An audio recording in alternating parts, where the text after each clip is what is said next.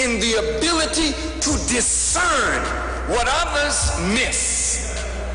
Webster says that a vision is a mental image produced by the imagination. Ah, it's deeper than that, Mr. Webster. He did the best he could. Vision has at its root, as we said on Xavier's Day, an idea. An idea is a well-developed thought. You know, in the comic books, whenever somebody had a brilliant thought or idea, they would put over the head a light, a bulb. That's it. Light got turned on in the guy's head. He saw something. He had an idea. But he really didn't have an idea. He had a thought. Because ideas are different from thoughts. Ideas, like thoughts, exist in the mind, potentially or actually as a product of mental activity. You can't have an idea or thought if your mind is not active. Brain waves on a machine that scans the activity of your mind, of your brain, shows an electrical energy in the brain that says this is alive. Electrical energy in the brain allows the brain to do what the brain is designed to do. Create thought, create image, create pictures. Listen, once you have a thought, that is a concept. When you say, sister has conceived, what do you mean? Sister has conceived. What do you mean? She's pregnant, right? Conception is not baby. The conception has all the necessary ingredients to make the baby. But now it needs a period of gestation and growth in the darkness of the womb so that conception becomes a fully developed child, baby, fetus. When thought germinates in the mind, if you don't continue to think on the thought, now I want you to hear me. If you don't continue to think on the thought, then the thought without more thought only is a thought that comes and goes. And you will say when somebody else comes up with the thought but thinks on the thought, they stole my idea. They stole my stuff. They making the money and I ain't got none. Dirty, low-down thief. Wait a minute, fool. You don't have any corner on thought. You don't have any specific corner on imagery. Many of you have good thoughts, but you do nothing about what you think. So the thought was an opportunity that you blew because you didn't do by the thought what you should have done. You thought. You have to think on the thought. And thinking on the thought is feeding the thought. Then the thought develops into an idea. And that idea has with it a plan, a scheme, a method of fulfilling and concretizing what was a mental image that had potential, but now you want to actualize what you have envisioned. But if you even develop the idea or the thought into an idea and still will not work the idea, then God will give the idea to somebody else who will fulfill the idea and fulfill the vision brought by the idea. After the thought brings up a concept you've conceived, most people talk the thought, and the thought gets lost. It's like showing the baby before the baby is a baby. Who wants to see a clot but an abortionist? And most times we get a thought, we speak it before we think on the thought. Get it developed. And it must develop in darkness, like the womb of the female, the womb of the mind. Develop your ideas. Then develop the method, the plan of execution. The idea will bring up a picture of the completed thing. The picture is in your brain. You can draw it on a piece of paper so that you can keep the vision before your eyes. But putting it on paper isn't actualizing the vision. The vision is only actualized when you bring it into concrete reality. How do you bring it into concrete reality? First, without faith, you can't work the vision. Even if you see it, you gotta now believe that you can bring it. Believe. Not only believe in God, but believe in yourself. Believe that you can do what you envision that must be done. But belief alone is not of any value unless belief is translated into practice or work. And it is belief joined by work that concretizes vision.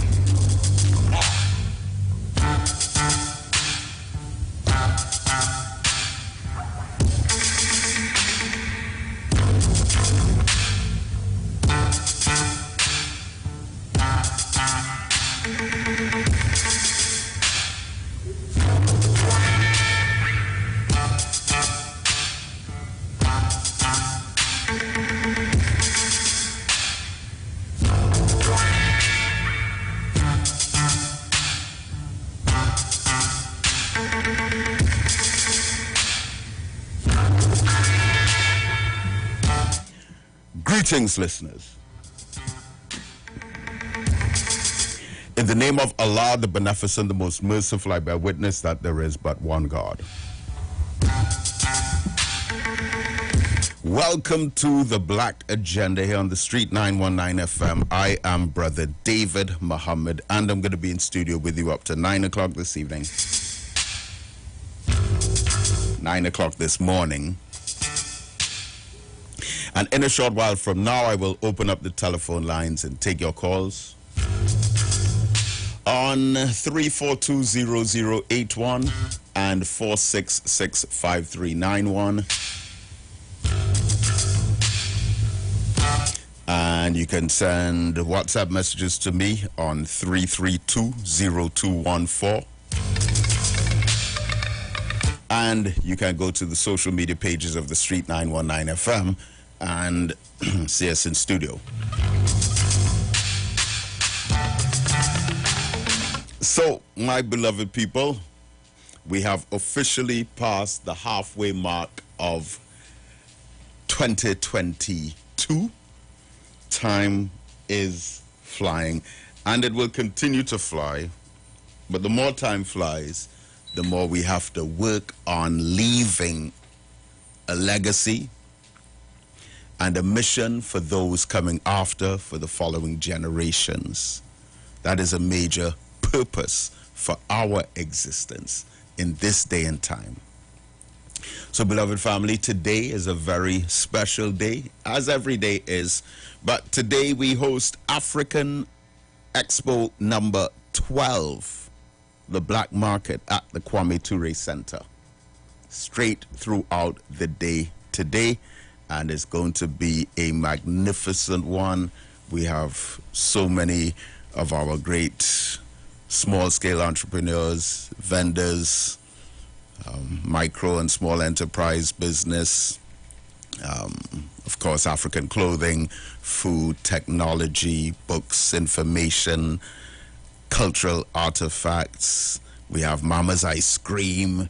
We have the manufactured soap products, the cleaning products, EcoClean, numerous black-owned businesses, black-owned enterprise, and we urge you to come out and support such an occasion like this. Of course, we're in the emancipation season as well from around now. Needless to say, there's no financial support coming our way, just like for Eid. As a Muslim community, feeding as many people as we can, there's no financial support coming our way, but it is just more reason, more motivation, more inspiration to continue fighting. It's a fight, beloved. It's a struggle. But engaging in struggle gives you a specific strength. This is why we're focusing on the young people as well. So this morning also from 10 o'clock, we host session 4 of the George Padmore Boys Academy. Our theme this morning would be amazing facts to inspire the mind. And again, our black boys, our young men. And in the academy, it's 17 years and under. So basically the age range is from 5 years to 17 years. But the average age of all of those whom we've enlisted and enrolled so far, I would say is about 9 years old. These are young, great black youth who have their entire future ahead of them. And we are teaching and training and developing and socializing them with ideas to broaden their minds, thinking about land ownership, business entrepreneurship, education, studying hard, working hard, securing their future, pooling resources together, forming themselves into a unit, not a gang, not taking any drugs, getting into alcohol, getting into smoking, gambling, all of those self-destructive habits. We're teaching and training our young men, and this morning in particular we have a very, very, very inspiring session for them, session number 4. And then, of course, by the time we're finished with the Boys Academy session, then the African Expo number 12 would be up and running. Of course, there's going to be food down there. There's breakfast being prepared as well for those who come early. Right? It is, it's just so much. So for this month of July and for the rest of the emancipation season, And for the rest of, September is going to be a big month. August is going to be a big month. October is going, and then November is African History Month in Trinidad and Tobago. So we're at the halfway mark. It has been a very peculiar year so far, but we say all praise is due to Allah. Now, I want to highlight something that seriously disturbed me yesterday. Now,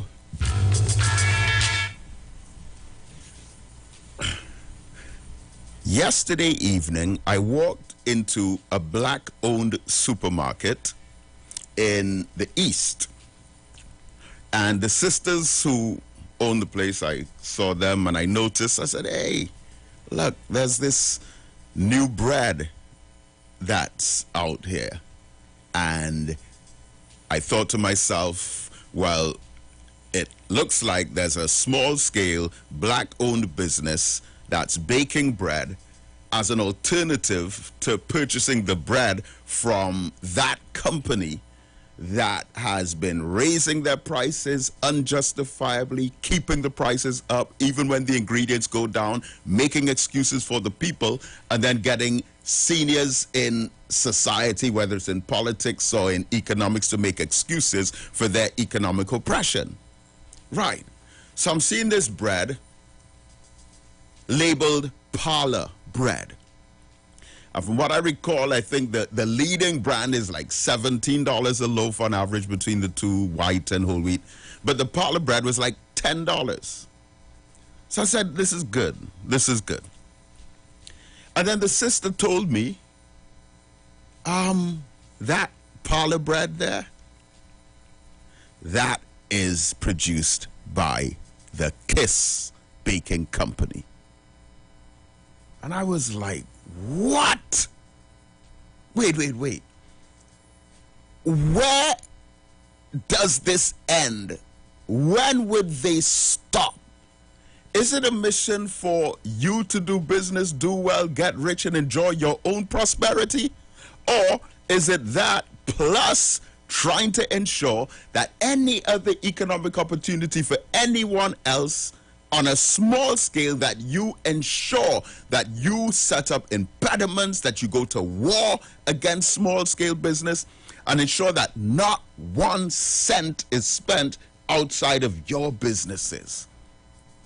Here, the Kiss Baking Company, it would appear, have disguised the product to make it look like it was baked by poor black people, because read the newspapers, listen to the news, look at television, there is widespread talk about boycotting bread. And over the last few weeks, we've been in these conversations about all the different alternatives to bread, the different flour that could be made, the ground provisions that could be used, the breadfruit. Only provision really, even though it grows on a tree, that lowers blood sugar for diabetics. Cassava, eddos, yam, dasheen, the dasheen bush, the plantains, the green figs. We've been speaking recently with the unjust increase in the price of bread, and one of the theories being that it has to do with the Russia-Ukraine issue, because not all senior economists agree with that. Let me just put that out there. But here you have this new bread on the shelves in the supermarkets, parlor bread. So it's as if the leading brand is saying, okay, they're boycotting us. They're complaining about how we keep raising our prices. They're stopping buying from us. What can we do? Aha, idea comes up. We can put a product out there, not put our name on it, and pretend that it is poor black people who went into business and produced this product, so we can trick the people into buying this parlor bread, and they won't know that it's us. like they do all the time. It reminds me of the Rodney King riots in Los Angeles in 1992, where because of the systemic racism that was being perpetrated by the Los Angeles police force in the beating of Rodney King, and all 4 men being freed by a jury of their peers, black people felt, but wait a minute, it is as if we need a completely different justice system altogether. So they went out in the streets. There was rioting, there was looting, there was burning down places. And then the black business owners put signs on their store to say, listen, we know what this is about. We are feeling the pain too. But when you go out rioting and looting, please know this here is a black-owned business. So in Los Angeles in 1992, when the people took to the streets and they were rioting and burning and looting, and they saw black-owned business on some of the stores, they decided, okay, we're going to skip this one and loot the next one. You can pass your moral judgment on that if you like, but that is under the law of cause and effect as to why it happened. We cannot ignore that. So what some of the white businesses started doing in Los Angeles during the riots was like, hey, listen, we could put up signs on our white-owned businesses that say black-owned business, and we can once again trick and deceive the black buying population, the consumer, the customer base. We could trick them into thinking that these, our white-owned businesses, are black-owned, so that we can enjoy whatever prosperity is linked or related to that. So said, so done, and they did it. And then it was found out later on that, wait a minute, some of the white-owned businesses were tricking the public by putting black-owned business on top of their stores. But of course, by that time, the riots were over.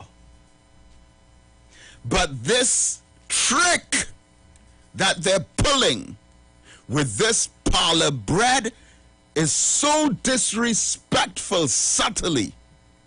It is like fronting or faking or deliberately misleading conscious black people into thinking that they're supporting black business by buying this bread.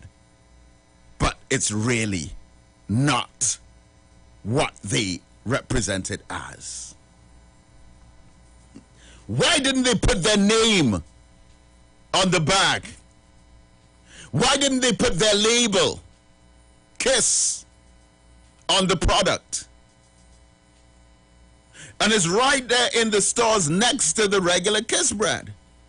But it's significantly cheaper. And if you could make this bread and sell it at that cost, why don't you only make that bread so that the people could afford it? Why wait until now to put out this product that is so much cheaper? And I'm telling you, people, I'm telling you, let this be another sign and indication to the true economic power and potential that poor people have. Because they cannot sleep at night when they hear about black people getting conscious. They cannot rest comfortably when they hear, even if it's just rumors, about black people talking about supporting black business, black people pooling their resources, uniting, going into business together, us teaching and training our young children to want to develop the ambition to become entrepreneurs. That is completely out of their vision for our people. They want us to be modern-day slaves, employees, minimum wage workers, hard laborers who don't own anything. They have for us this vision of not being fully educated, not getting a university degree, just being dependent on a job for some of their businesses, in some of their businesses, and they know they have some politicians like puppets on strings to assist them in that objective. So when they hear about us talking any kind of consciousness, it starts to frighten them. But that move with that parlor bread, beloved, God, scary. Scary, beloved.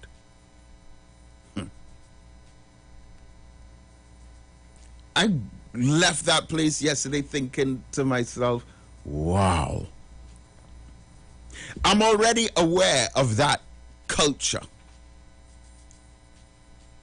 Because as it was pointed out, there's a number of occasions, numerous cases, where, for example, a contract would be given. There's one particular hospital. I'm not going to get into the details, but there's one particular hospital that was built. And this hospital, apparently, again, and for all intents and purposes of this particular conversation, I'll use the term 1%. So the members of the 1% got the contract to do this hospital, but some of our brothers and sisters got some of the small-scale contracts to, like, maintain the compound, cut the grass, and so on. And there was a relentless pursuit. So you have one contract that's close to $1 billion that the 1% would get. And then you have some small-scale contracts for a few thousands, to do grass and maybe a little painting and so on. And they want that too. So much so that they call their friends in high office and say, yes, we already know that we are getting billions. But you see some of those low-level people there who are getting a few thousands, we want that too. It's a kind of almost warfare. Could you imagine their rage against this kind of consciousness? And that is why there's one particular one of them who pays so many people on radio to just attack black consciousness. It's a sinister thing, beloved, but we have all the information, all the files on all of them. But that move yesterday, oh man, parlor bread, a cheaper version of the same product, but produced by the same people. Nothing is wrong with having an economy brand. Go to any of the first world countries. All these major supermarkets, Tesco and Sainsbury's and Asda and all the major Safeway, large supermarket brand, they have one version of a product, and then they have another cheaper version of the product, which is called the economy brand. So you might have a premium brand and an economy brand. It could be a cereal, it could be a drink, it could be different types of food, could be desserts, could be bread. But they don't try to trick the public into thinking that the economy brand is made by a different company, to try to fool the public into buying that because of who they're trying to convince you made it. This is rough. So, okay, so this is me talking this morning. This is Brother David Muhammad, who's on a different kind of wavelength altogether. I don't know if this would be considered something immoral or unscrupulous by, say, the Ministry of Trade and Commerce. I don't know. Because this is, I only discovered this yesterday. First time I noticed the product as well. So I don't know if we'll hear something. Or if they would request that the name of the company be put on the product. Why are you trying to trick people? And the thing is, you already selling enough bread and cakes and other pastries, bringing out new products almost every 2 or 3 months. Your company is already doing well. Plus, you already own so many other businesses, so many other companies in the country, and you still want to take whatever additional money there would be from those who are saying, I'm not going to buy bread anymore. This is so relentless. It's like a economic aggression. It's thirsty and tacky. Tricking the public and trying to buy a different brand of bread.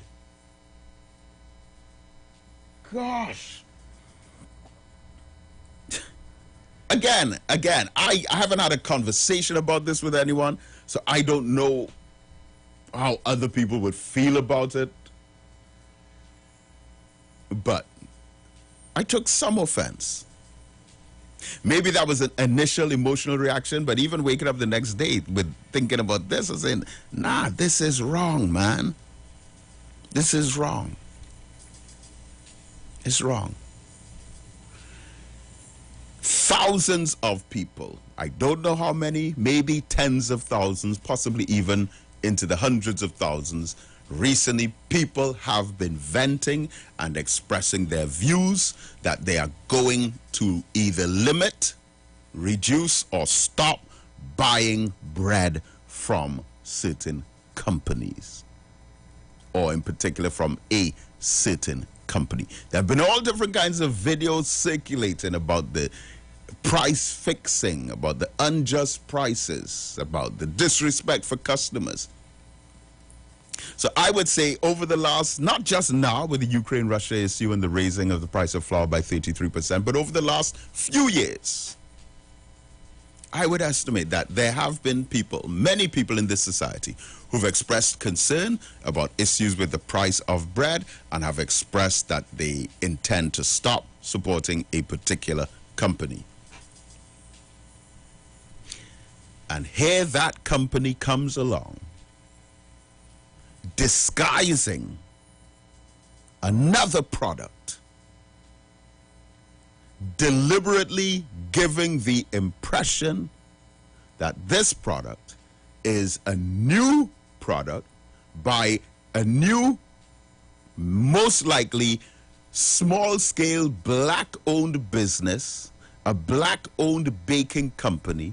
They disguise the product in that way, put it on the supermarket shelves, so that people will say, aha, I'm not going to buy this smooching bread. Let me buy this new brand instead. It's cheaper. It looks like it's made by small scale or micro or small enterprise business. Let me support them. Then you buy the bread, take it home, without realizing that you're supporting the same company that you thought you were boycotting. Oh, Trinidad and Tobago. Let me open up the phone lines on this. 342-0081 and 466-5391. I want to know if you have seen this product, if you've heard about it, what you know about it, or anything, and what your thoughts are on this kind of approach that is being taken up here. So, caller. Hello, good morning. Yes, good morning. Good morning, David, Brother David. Assalamu alaikum. Wa alaikum salam. Brother David, I remember when I was young growing up in a place called Macbay. They had a black-owned bakery. Is the one no pala bread coming? That means pala bread. You have to get some quilos and then to get some little African people who making bread and selling. That the name it come from. So when people see pala bread, that the person who run in the mind, as you say. Of course. Yes. So that is okay. I no longer start buying kiss bread. My wife is still buying it. I just go something and she buy that. a long time now. That time KFC. Why buying that? Go buy chicken and buy chickens. You have to buy. Buy bread. Buy them bread with not seeing kids mark on it in the grocery. You understand me? Because all they're doing is robbing people. The raising price every 6 months. The raising price on the product. And as we saying, Ukraine and Russia is not the main supplier. Right, I'm hearing that more and more and more. They are not the main supplier. If our country that supply wheat, stop exporting it. Due to how the war started. You understand me? But Ukraine and Russia are not the main suppliers of wheat. India is a big supplier of wheat. If other countries in Europe are big supplier of wheat, but they're hardly exporting it now. But them people are never ever kids. But that is what I said. That was the first word that came to my mind. Wicked. The bamboo people. It's wicked. I went in a grocery and I see it and I watch it, but I just read it. And I read all the fine print. And say, yeah, same company, and I just pick up the next bread. Shirley's bread. I pick up Shirley's bread here. I go there making that. I show about that. And it's cheaper. And it looks like it's more healthier in it. I'm telling you. All right, I'll look out on this morning. Thanks a lot, brother. Thanks a lot. Inshallah.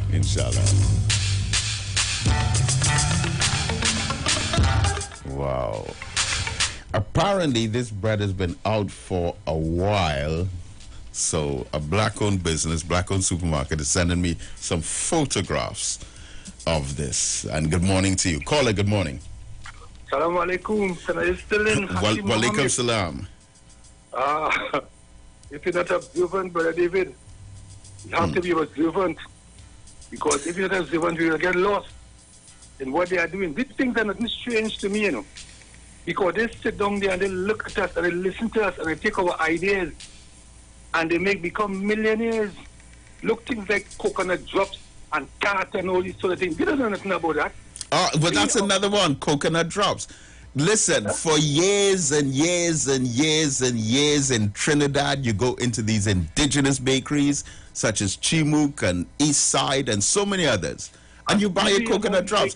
That's like, there's always been the lady on the side of the road, the vendor selling these kinds of things, and then all of a sudden, the same baking company is making that, putting it in plastic with the label and selling it.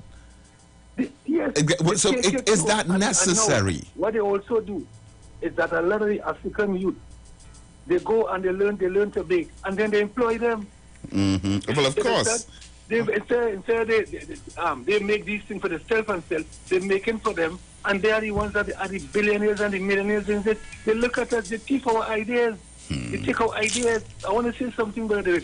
I listened in Tobago. We had others talking about the Shabbat year-round festivals and this sort of thing, understand? And use the art form and all these things to attract tourists into Tobago. What things you thinking about?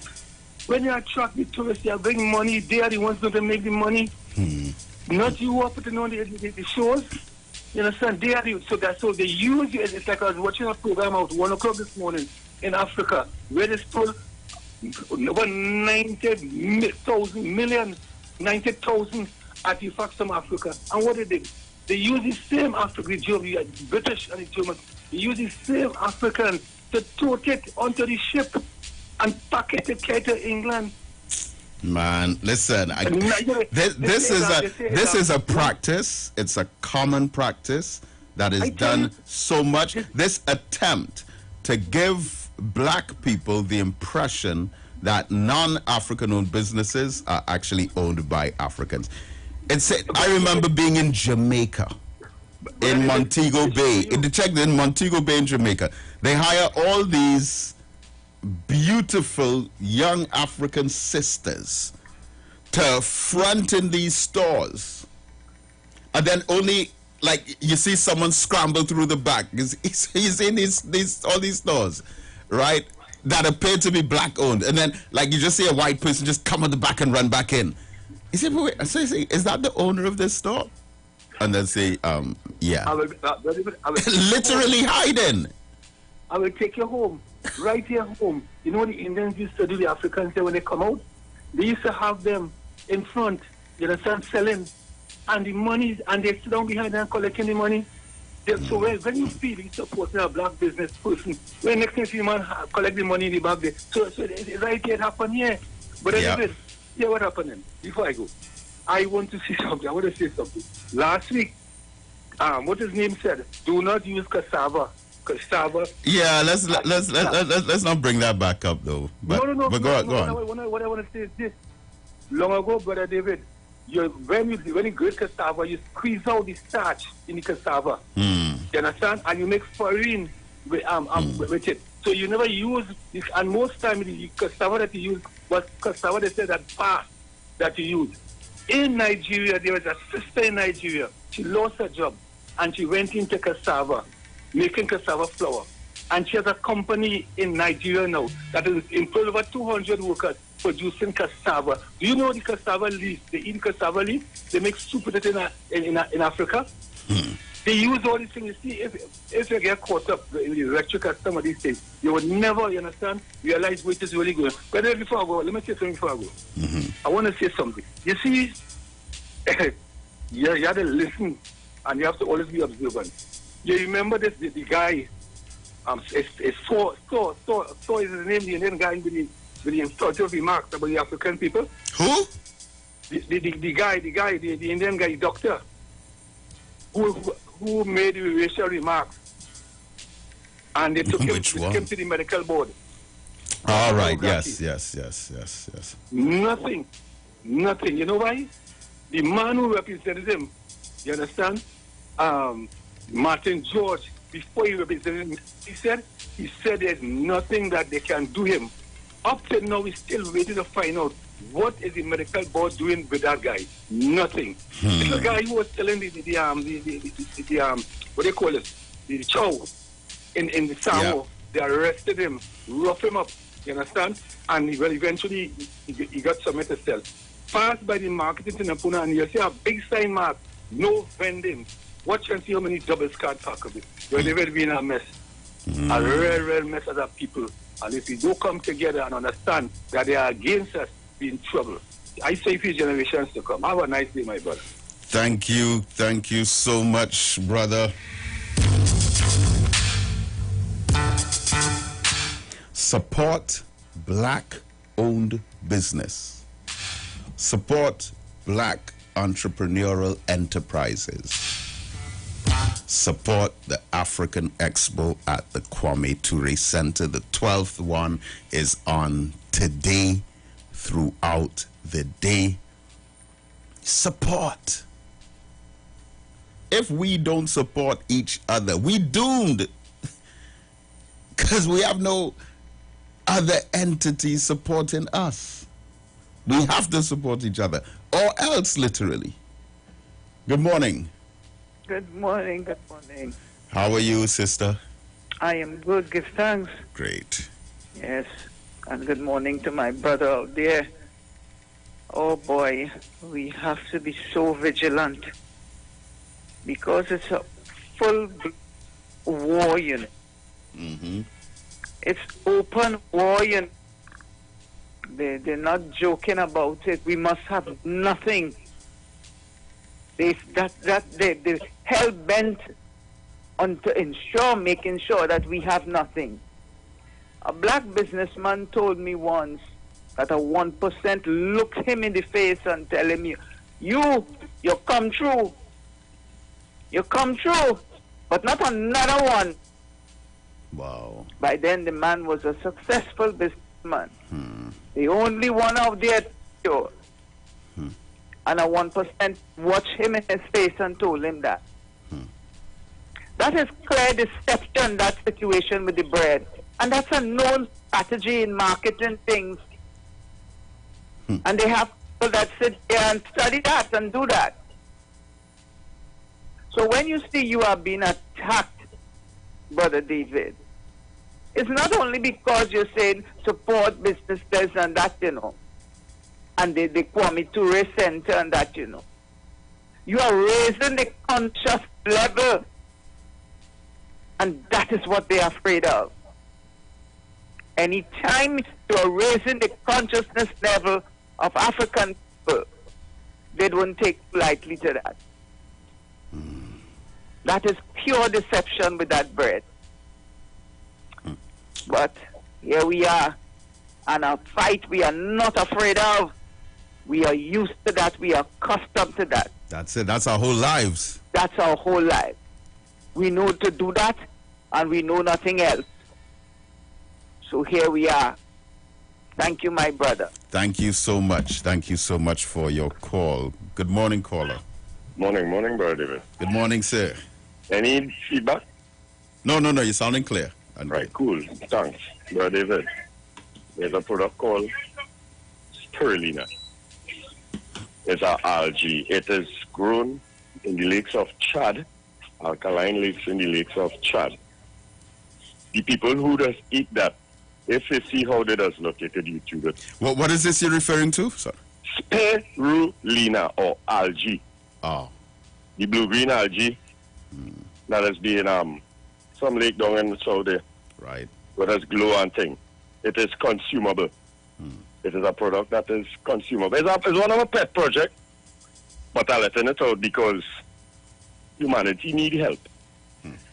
I don't know you, it's just that I have knowledge out there that people do research on it, come on the radio to share it now, I understand. It is responsible for 40 to 50% of the oxygen produced on the planet. Right? You could grow it in your home. It will boost the oxygen in your home, and it's the highest source of protein to, for human beings, more than meat, more than beef, more than soya, more than anything. It's the highest source of protein. The omega that they just get from fishes and stuff like that, the fishes that eat that to get the omega. So what we have to do is go down the food chain. Go lower down the food chain, and we'll get that directly. And like I say, it has been produced in the alkaline lakes of Chad. And they just make a kind of cake with it, and it's called algae cake. So are you saying that you are engaged in a project to produce that here? It's something that I want to do. All right? But you haven't officially I can't started be selfish it yet. Say again? Say again? But you haven't officially started the project as yet? Yeah, I had to get into it, but I'm sharing the idea. Right. I'm letting it out to you. Right. YouTube it, Google it, get the research. It have a report on it somewhere back in 19-something about it, but it is not focused on and avoid the commercialization because it is patent powder form and tablet form, but it has been reduced. All right, but it's a natural food in Africa, and it is used to feed starving children and bring them back and things. All right, well, thanks a lot. We'll be right back. Thank you. The views expressed are not necessarily the views of the management of the Street 919 FM.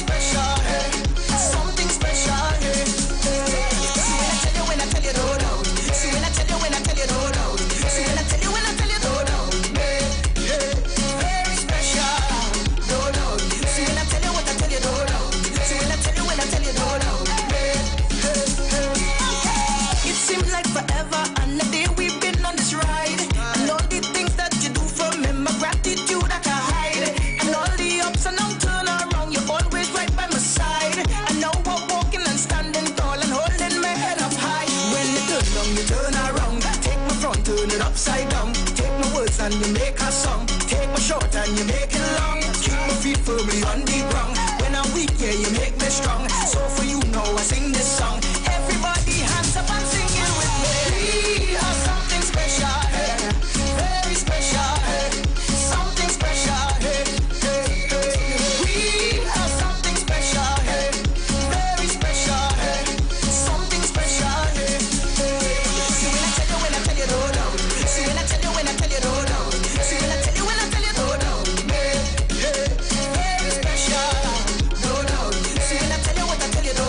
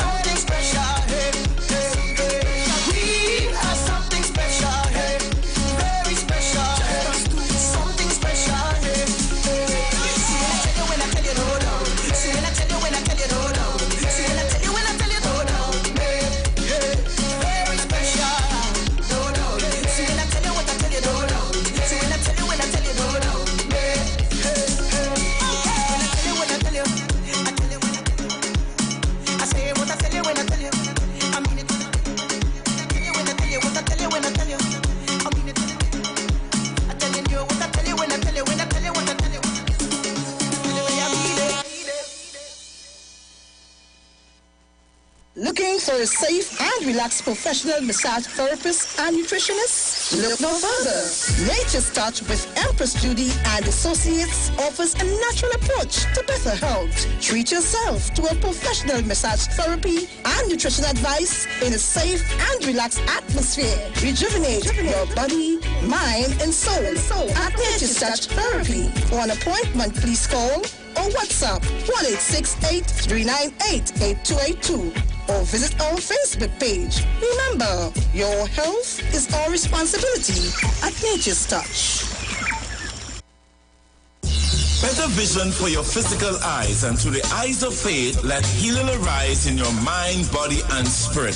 At Natural Heal Ministries, we teach kingdom principles for living that brings the blessing of God to your mind, body, and soul. NHM Professional Associates are located at number 10 Moody Stewart Street, Monterey Post, San Fernando. For more info, contact Dr. Desmond Phillip at NHM on 349-3494. NHM Professional Associates can be heard live on the Street 919 FM every Saturday from 9:05 to 9:55 a.m.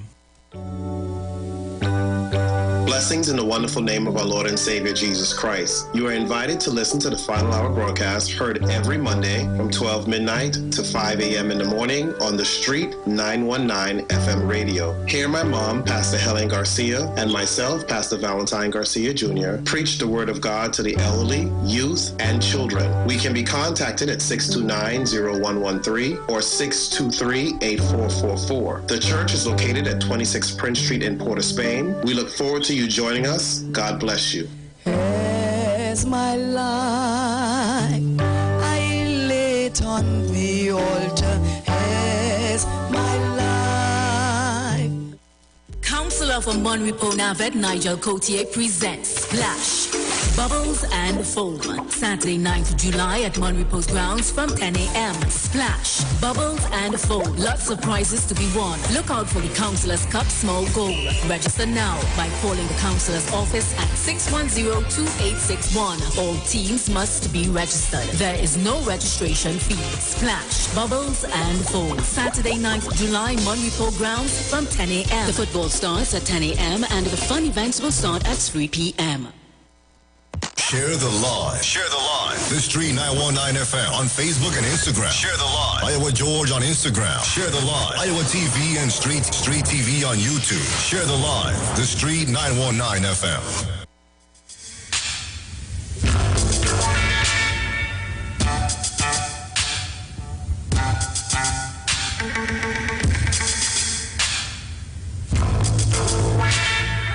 Welcome, the Honorable Minister Louis Farrakhan. Good evening, Brother Minister.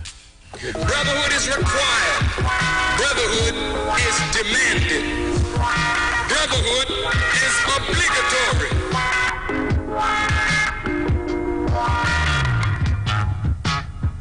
Black man, get up. Black man, stand up.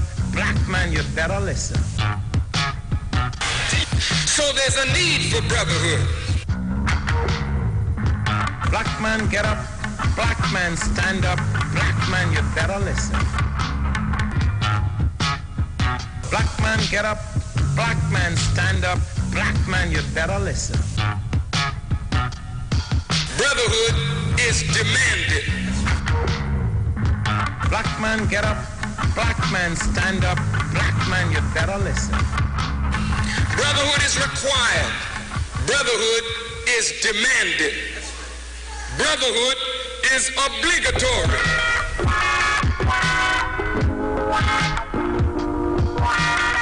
Brotherhood is essential, it is urgent, and it is compulsory.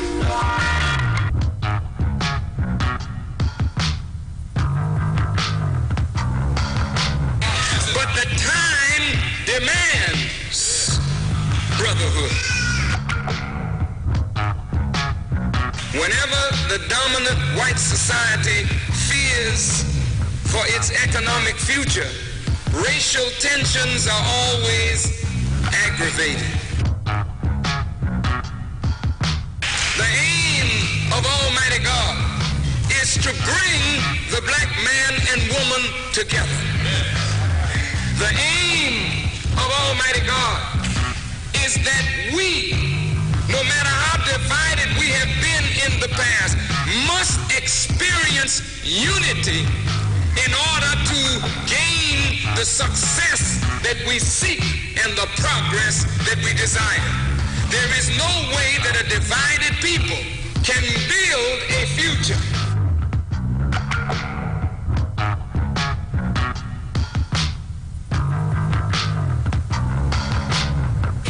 Brotherhood is required. Brotherhood is demanded.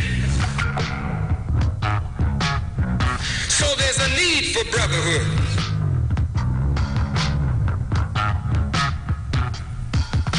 But if you walk the earth proud and arrogant, you never learn your lesson because you think you already know. And how in the hell could you know and be in the shape that we're in? How can there be any brotherhood if there's not even the honoring of a word? Black man, get up. Black man, stand up. Black man, you better listen.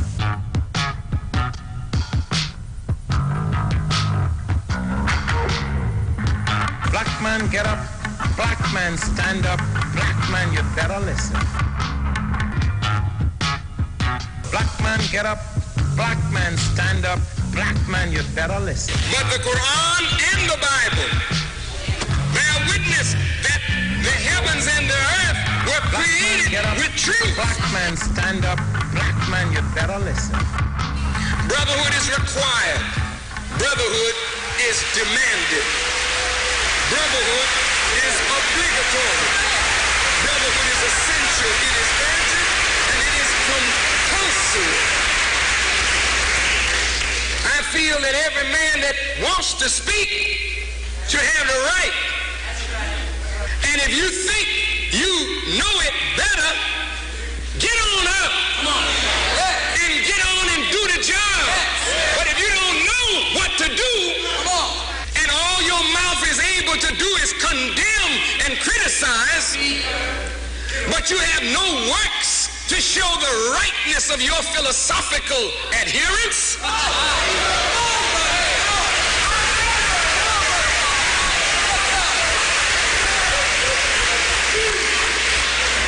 then maybe you should rethink your position.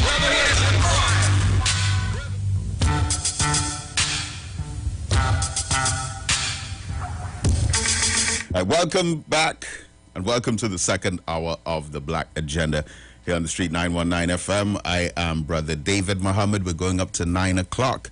We're continuing to take your calls in a very short while on 342-0081 and 466-5391. Today, beloved family, is African Expo number 12, all day at the Kwame Ture Center. We urge you to come out and support Black economic enterprise, small-scale micro business, this team effort. We urge you for your support. Also, of course, the George Padmore Boys Academy is having its morning session as normal, 10 o'clock. And then right after that, we will be in full swing in the African Expo. And we have a very inspiring topic for our young men this morning. But, beloved, I want to point out to you this idea because last week I was talking about food security. And I was making the point that unfortunately as a people, we don't put the words food and security in the same sentence at the same time. When we think of security, we think of burglar proofing, burglar alarms, barbed wire fencing, security patrols, joint task force police and army patrols.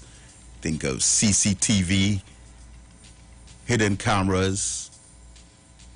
But really, if everyone has food and there's a system where everyone in the society is the recipient of freedom, justice, and equality, then we would not have to spend all of that money in security. And instead of equally distributing the wealth of the state so that everyone can have something, The system of capitalism, as Dr. Eric Williams explained to us so well, also in its close relation to slavery. If in a society you have those who have enough to feed their families for decades to come, and there are others who don't even have food for the day, if those who have excess, surplus for decades, if they get more, they will add that more onto what they already have, and then get more again and add it onto what they already have, and then continue adding more storage, more surplus, more wealth in more bank accounts. There are people in this country, do you realize, who own so much of the country that they have to start buying property overseas in other countries? They have so much money in these banks here that they have to keep some of the money in other banks in other countries overseas. And they are still being helped to get more than they already have. Now, if that's the reality of the situation, then clearly, we will be victims of some kind of national security crisis, as is the case. But I want you to think on something here. So the United Nations held two major food security conferences, one in 1974, one in 1996. And they defined food security. They said food security is the measure of the availability of food and individuals' ability to access it. But the main criteria for food security, according to the United Nations Committee on World Food Security, they said in order for there to be food security in a country, all people at all times must have physical, social, and economic access to sufficient, safe, and nutritious food that meets their food preferences and dietary needs for an active and healthy life. Look at the key words in that sentence. In order for there to be food security in a society, all people at all times must have access to food, and also to the food that meets their preferences. So if you're forced to eat something because there's nothing else, and what you're forced to eat is not what you would prefer to have, then that is not food security. And also with the emphasis on all peoples at all times.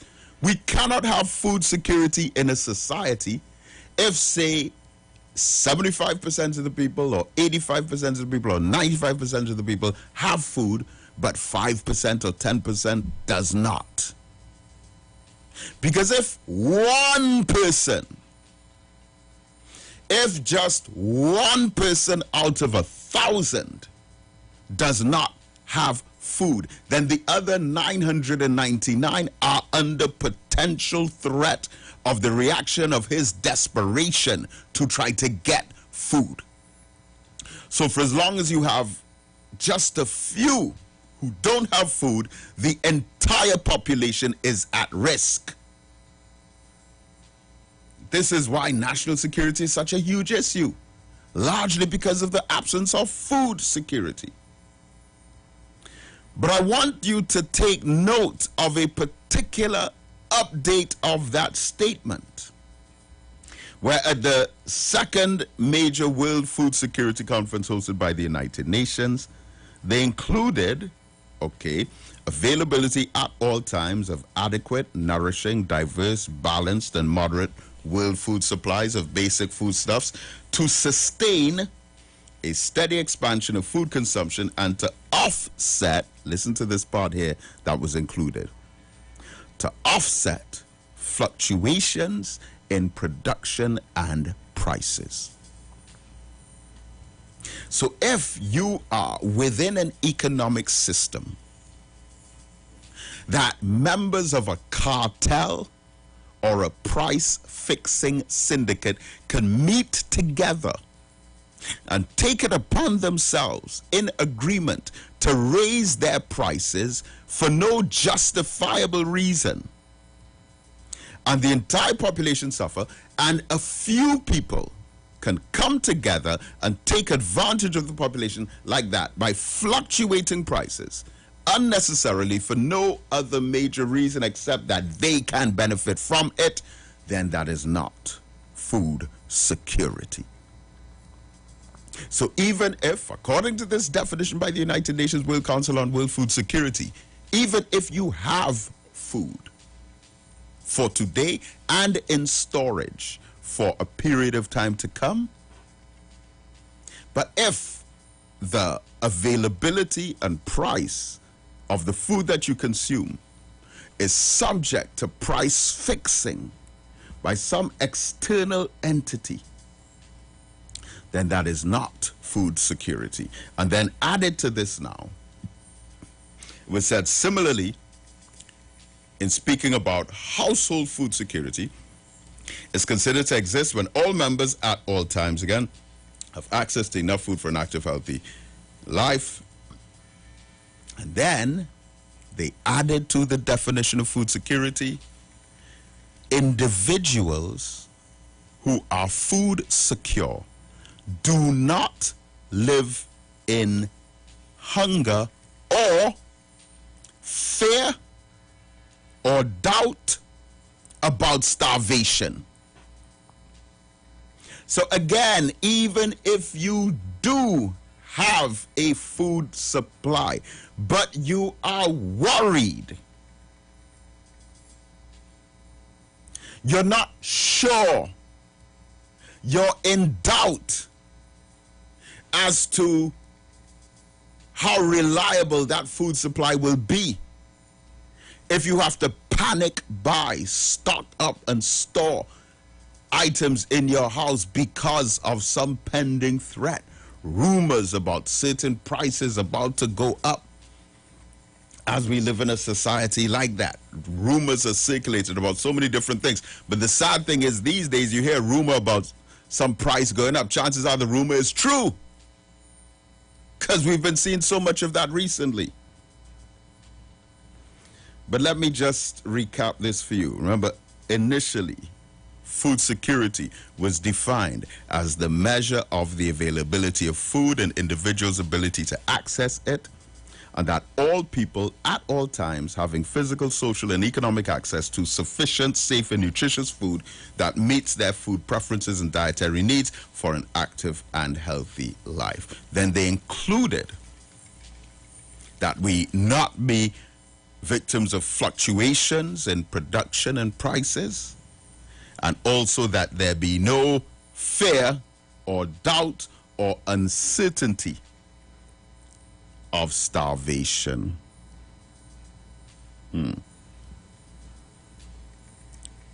So food security does not only mean having food.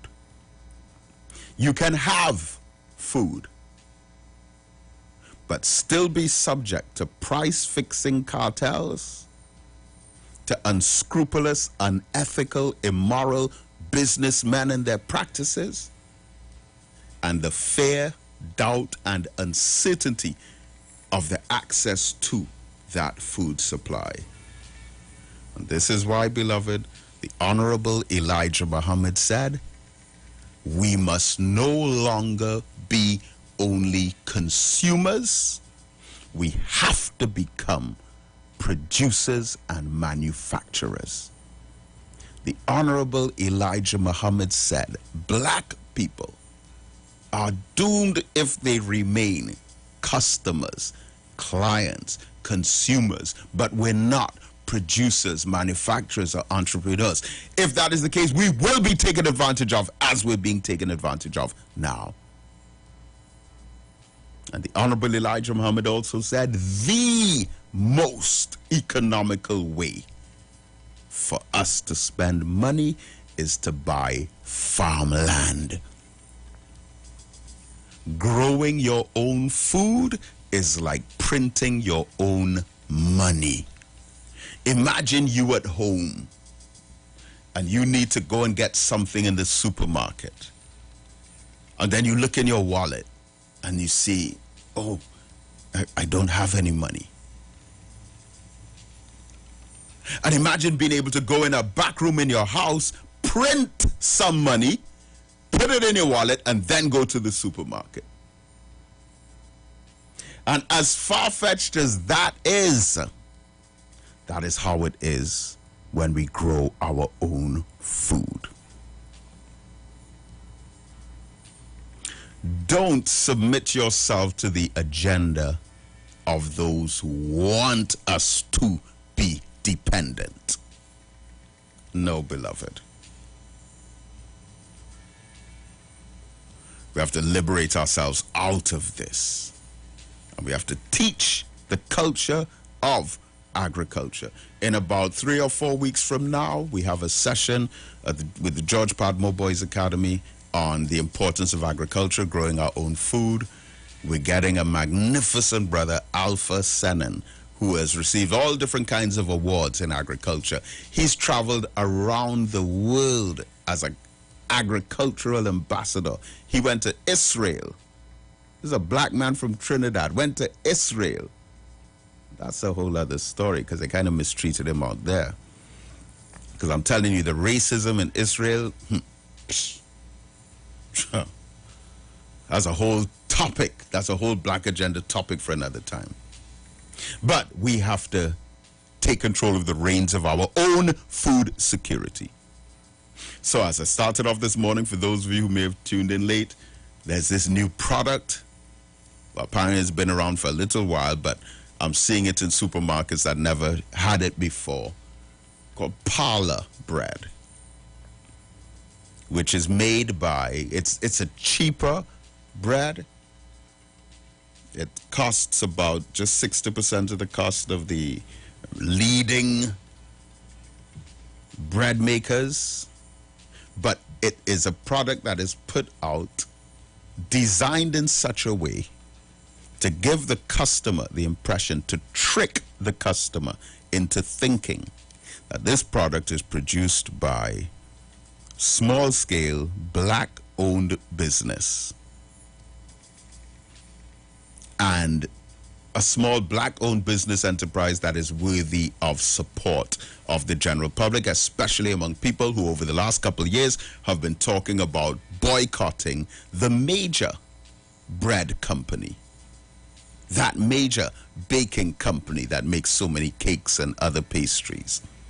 There's been widespread dissatisfaction with not so much their issues with their product is another story, but there's been widespread dissatisfaction with the consistent raising in prices and the excuses.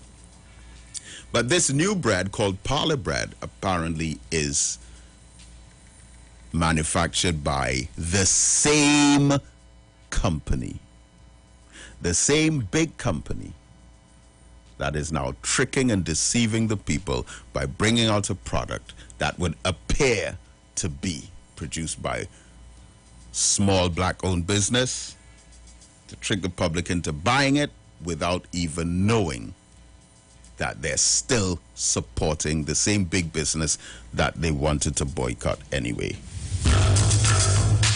And one of these days, I'll remind us of some of the things that came out of some of the conversations when Black Lives Matter was in full swing in 2020.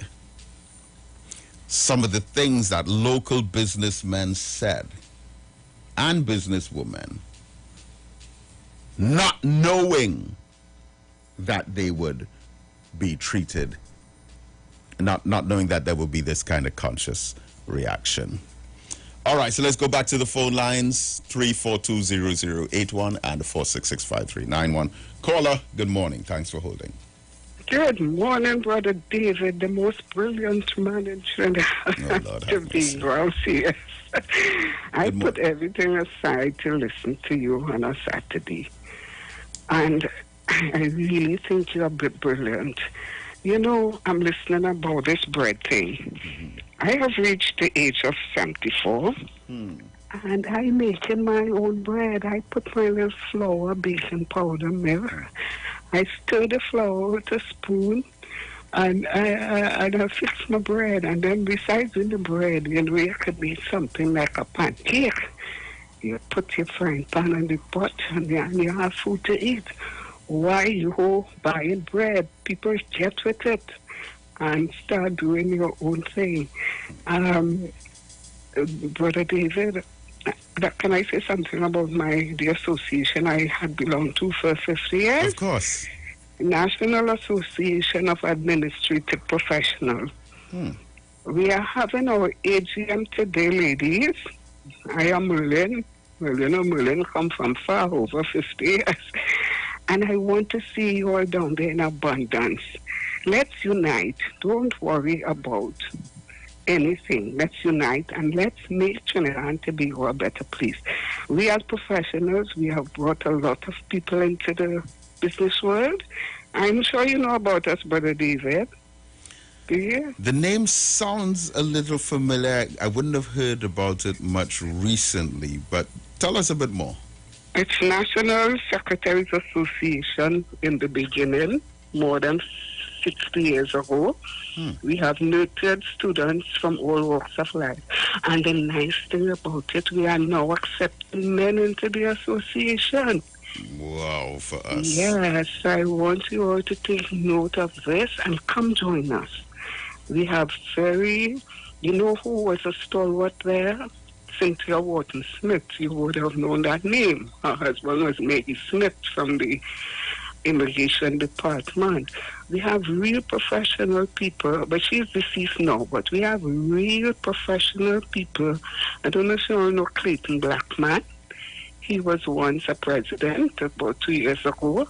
So we want men and everyone to come abroad. Please get into it, do some research, and come join us. Thanks for taking your time, Brother David. Well, thank you for your call. I know you like professionalism, and as I tell you, I don't miss your Saturday program. So I am getting ready now to go to that meeting. God bless everyone. Thank you so much for your call. Very interesting. Good morning, caller. Thank you so much. Caller, good morning. Good morning, caller. Hello, good morning. Yes, good morning. Hello, good morning. Hello, good morning. Yeah, you need to listen through the phone. You need to listen through the phone. Hello? Yes. Are you hearing me? Yes, we're hearing you very clearly. Right. Good morning. Good morning. Forward, I would like to say, on the behalf of that bread problem, people like, as they come into Parsley Street on the left-hand side, Melrose. that bakery there, they need to work 24 hours round the clock, so things will be much better for poor people. And a man in Maloney there, I wouldn't call his name, somebody gonna know who I'm speaking about, 24 hours round the clock. That is all I have to say. That's the only two people I know that I can talk about now. So wait, is it that you're saying that they need to work around the clock? Oh, because I know the bakery that you're speaking of,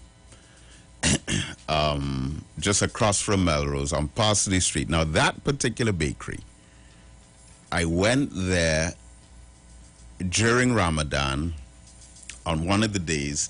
So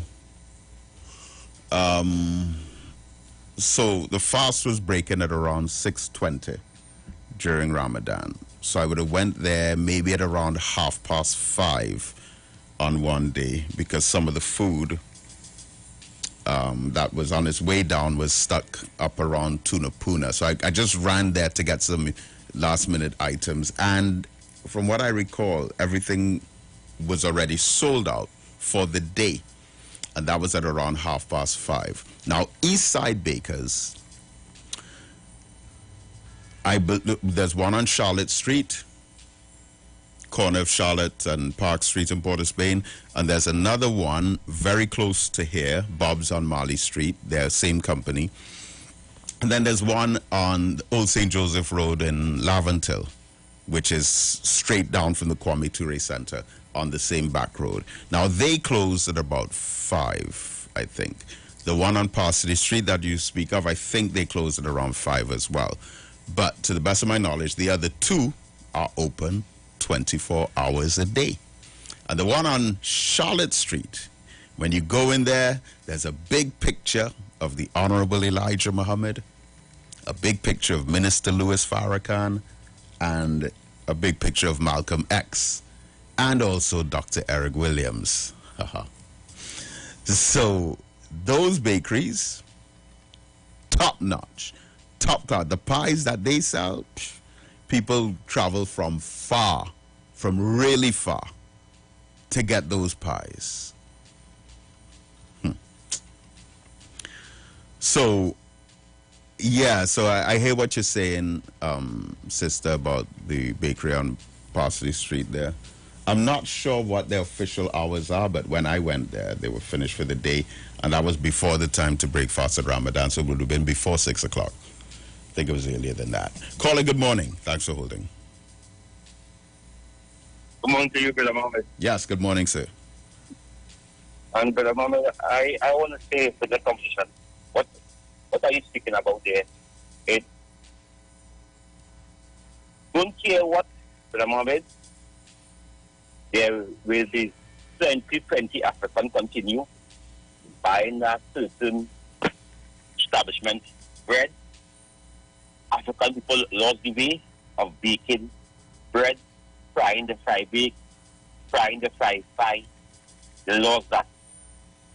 And many young African girls today do not want to cook. They do not want to bake. And they cannot even bake because it nails on their hands. So these experiments, go on. Yep. Yeah, so these experiments will always continue making money because the younger generation of the African, there's not like the our older African parents willing to take care of a house, willing to be a mother figure. They're not.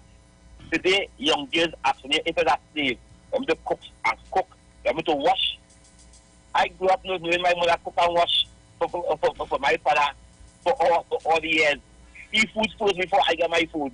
That I grew up with these young girls in thinking so. So when we come down at our races, and when it's them days, we make a long line to buy whatever is their holiday. We make a long line to buy.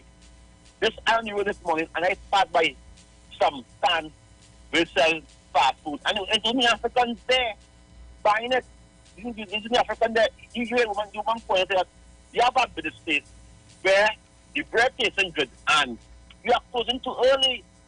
You are closing too early. I don't know if it's where the community is, must be, but they are closing too early. So the little African stores and then what we have in the communities and in this country, they are being hid, and then they open, as I said, they open close. So I will encourage everybody to bake. I will encourage everybody to buy from your own. But the younger generation today, I know something, Mohammed, it's sad to say it, right? Because if we want to focus on boycotting certain establishments who continue raising the price, who continue making money, we have to get into the youth of them. Because every single day, you live in with your boyfriend or girlfriend home.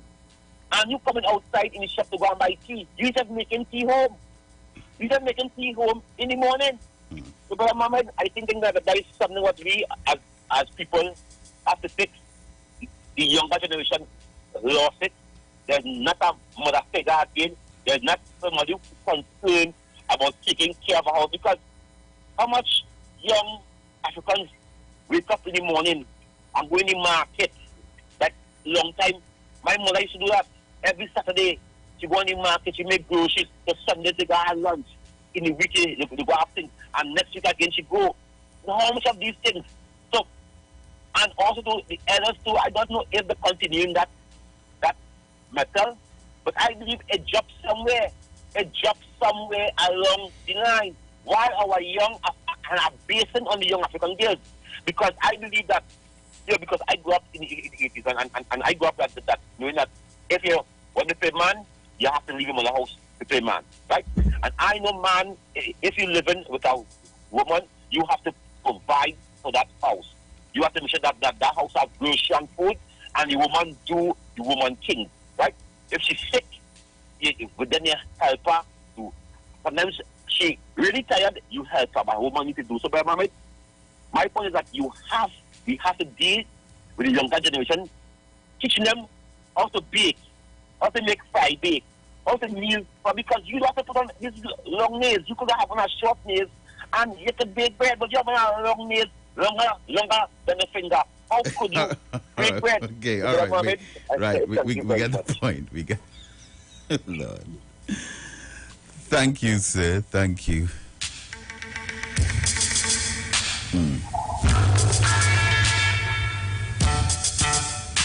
Different topic. I'm not saying it's not an important topic. It is an important subject for us to deal with, but it's what can I say? 3420081 4665391. Caller, good morning. Morning, Brother David. Good morning. How are you? I am great, thank you, by Allah's grace. How are you? This is your friend, Gemma.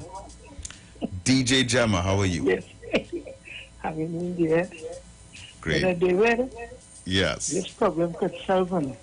Yes. If the ladies will decide to go into the kitchen and make the bread and the bake for themselves, I think this problem is solved.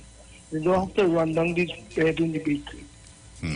Learn to bake in your kitchen. I remember I am 70 years old now. At the age of 11 years, my mother teach me how to make all these things, how to cook. From the age of 11 years, she teach me in the kitchen, and I'm 70 years now. So I told so much years I'm talking about. You just have to learn as a young woman. All the way, ladies go into the kitchen and knead your flour, put it in your oven, and let it bake, and that problem is going to solve. Okay, Brother David? Yes, I hear you. Thank you. Thank you very much. Now, someone just sent me a photograph of one of these breads, the parlor bread. And like I said, I saw it for the first time yesterday, and I don't know, maybe I didn't take a close enough look at it. But on the front of the bread, where it says parlor bread, there's a picture, well, a drawing of a very heavy-set black woman who is dressed, let me try to describe this picture. Gosh, where is it? Right. So it's like, oh my gosh, this is so stereotypical. A black woman with her arms folded, smiling, looking out a window. And in the background, so it looks like a little, well, a parlor. You're seeing a hamburger, a hot dog, and looks like a sandwich on the shelf. And this black woman, I guess the image is supposed to reflect like someone's grandmother, a black grandmother, folding her arms, smiling, looking out the window. And they put that on the front of the bread. Now, as the person who sent the message say, good morning, sir, why would we not be fooled into thinking the bread is from a black-owned company? Just look at the image on the packaging. Great work. Keep up the good program. Listen, this is so blatant. You know what? That's like me going to, say, China and making some Chinese food product, say Pao, for example, and I'm selling it, and I actually put a picture of a Chinese person on the front cover of it, on the label, on the wrapping, so that the Chinese people that I'm trying to sell it to would think that it was produced by a Chinese person and not by who it was really made by. That there, I hope someone says something, someone in authority with trade and commerce and all of that, because it's downright disrespectful. We have already had a fluctuating relationship with that baking company for years.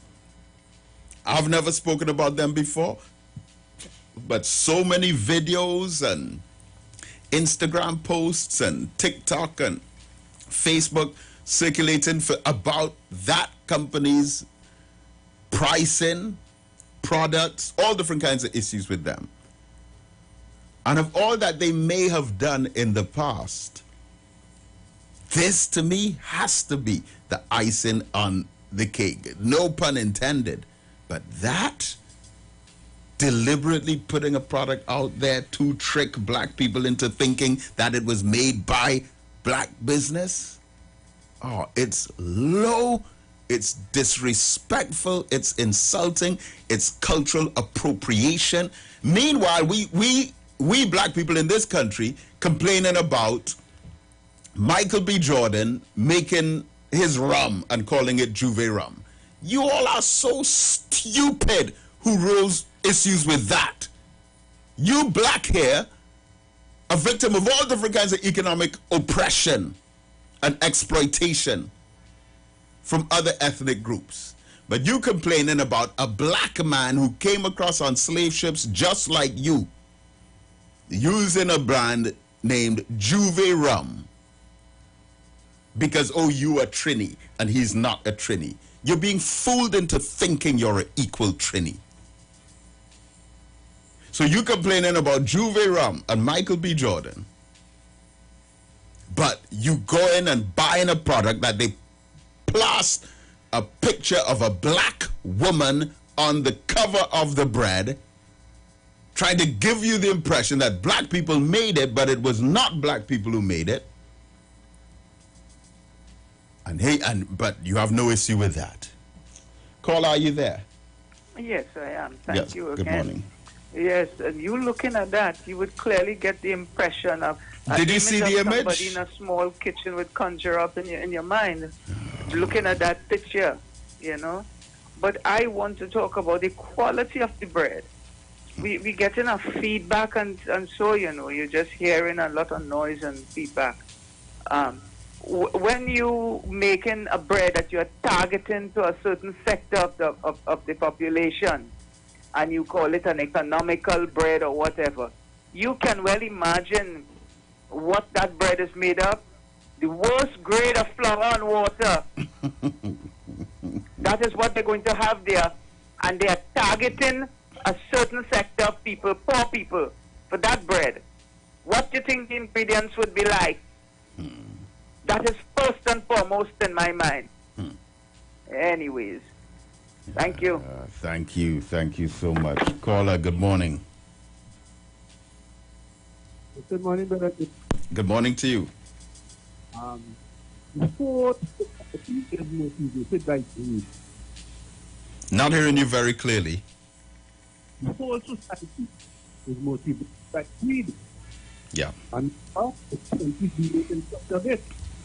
So that's why what is really going on. African, just as some scholars say, we stop cooking, we stop cooking, everything we buy. We are the consumers. The day before we go on into the store and pass it. You know, African say about $150. If you ever want to stuff, you know, all different types of household and whatever, it was show you. Here's what's going on. But I want to say this, Brother David. This year is the year of revelation. You see Germany sending back the artifacts and all these different European nations admitting what they do in 100 years, even up to 1960 with the killing of Mr. Leninba. They are admitting all of that. But what about restoration and compensation? What about that? Because right now, Europe and America should be giving the African Union $54 billion a year. So every state, $1 billion. If you was saying. And for the period of 15 in Africa, that is the amount of years, that's $54 billion. Thank you very much, Brother David. Thank you, my brother.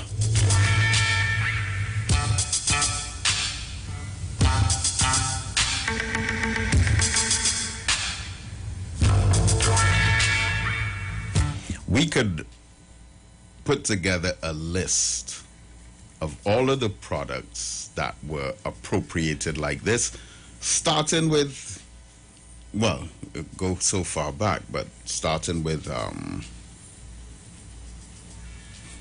Playway and Wayway, remember that? Wayway used to be illegal.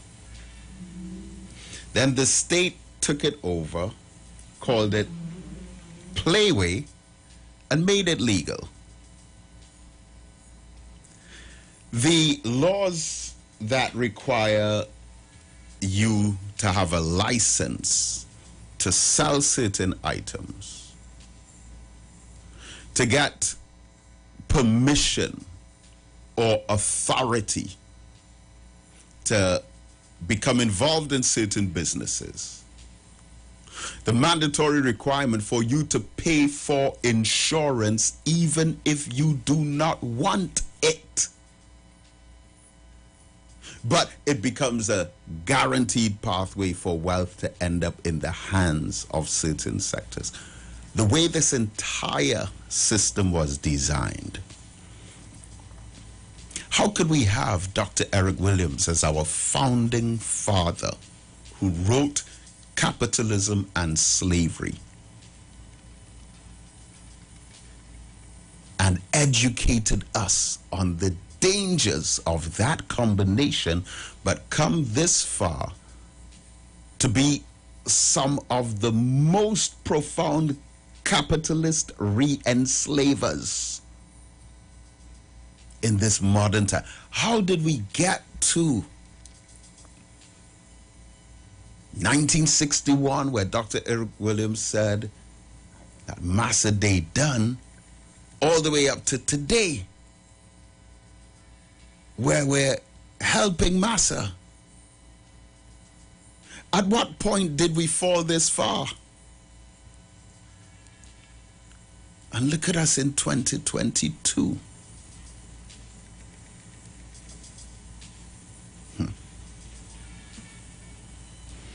Caller, good morning. Yes, sir. Yeah, that's what going to grocery. You must look at the label of on marmalade. Other caller, 1 second. Yes, go on, sorry. Yes, you hear me? Yes, yes. Yes, when you go in the grocery, you must look at the label that they have on marmalade. Mm-hmm. Marmalade is a black woman. Mabel's. You understand? And that, so you would swear that is a... Yeah, exactly, Mabel's. Yes, Mabel. Oh, man. So it's nothing new. And in America, Uncle Ben's rice, yes, and Aunt Jemima pancake syrup. Yes. But this is an old tactic. But here we're talking about 2022. So they put a black man's face on the box, Uncle Ben's rice. It was some good rice too. You know what I mean? They do this all the time, Brother David. Oh. They do it everything. You understand? That the ideas, they don't have the ideas. They have the ideas. But what we have to do, once you have an idea of something that you like, go and patent it. Because once as they do so, and that's why I say sometimes there are things you talk on radio and things you don't talk.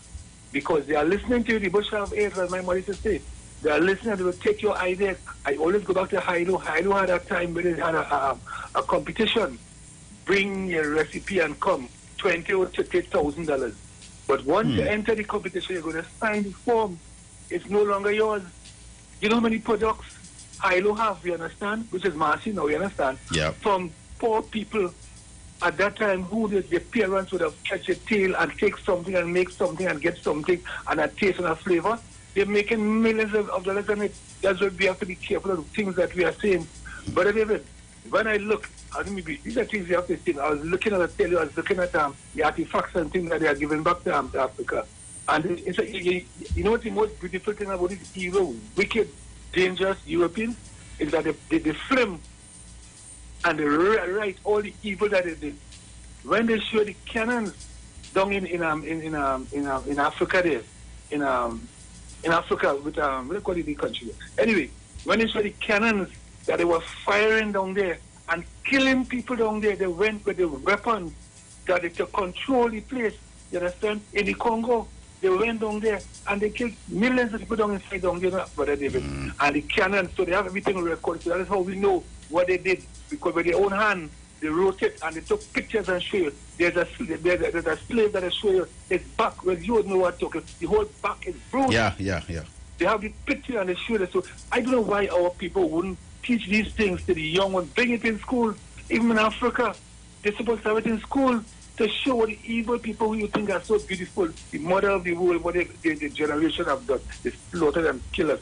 But our ideas, once they have an idea, you must take your idea and you must pay attention because you might talk about it and somebody might steal it from you. So you have to do that. Have a nice day, my brother. Thank you. Caller, are you there? Caller? I am sorry for that. But you could try calling us again. Good morning, caller. Hello? Yes, good morning. Yes, blessing, Brother David. How you doing? I'm good. Yes. Brother David, you have been on this business for over 20 years, right? Wow, that's a long time. Good. And you have been preaching this to our people for that same amount of time.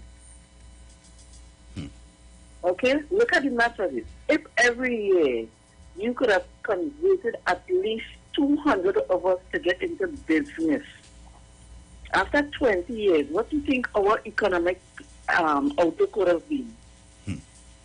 Well, you know, the comfort in it is knowing that when I started teaching this message, many of the people who are hearing it now were not even born as yet.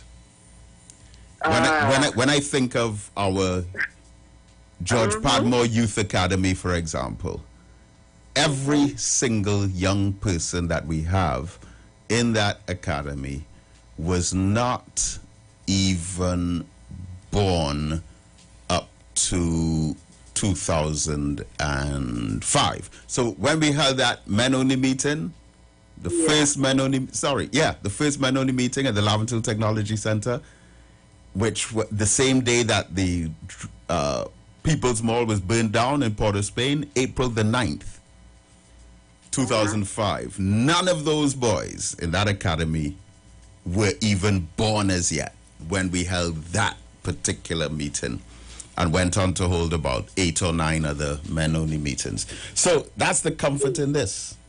Right, and that is where my point is coming, right? Because we have to reculture the next generation.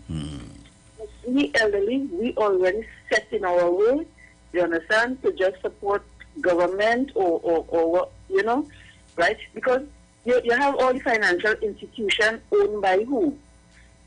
Do you think they will give us 200 and 300 million to establish industries?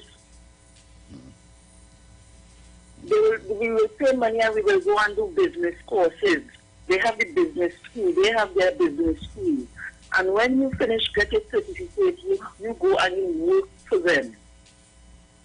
With all of the business knowledge that you got from them, you wouldn't open. Because look at our state.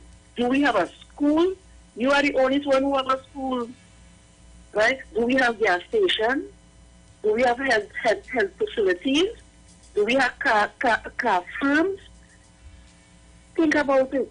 So we spend our money by everybody else and get everybody else rich.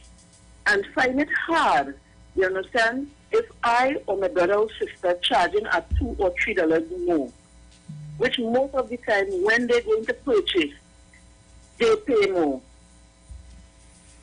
Right? That's what the system is, right? And certain people might get something for $500, and when you have an applicant, going to tell you $650, $600, $700. Right? Because I know of instances where people wanted to purchase certain things, and they have to get somebody else to go to buy it for them so they could save a couple $100. Right? That is how our culture is.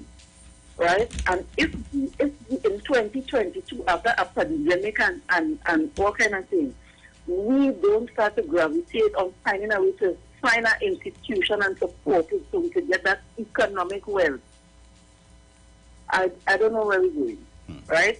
The generation that you're working with there, they will be much more intelligent than us. Wow. Right? They will stand for that because they have learned the history. Right? And they will start to work with the parents and family and friends start to work with them. Right? There I will say that we have some hope. You understand? Yes. Right? They talk. I will say, okay, you just bring a message. You understand? They may not like you personally, but don't shoot down the messenger. Listen to the message. All right. Have a good day. Thank you so much. Thank you so much, my beloved sister. And let me say a special good morning to our beloved people in New Grant, because I was there last week or 2 Sundays ago.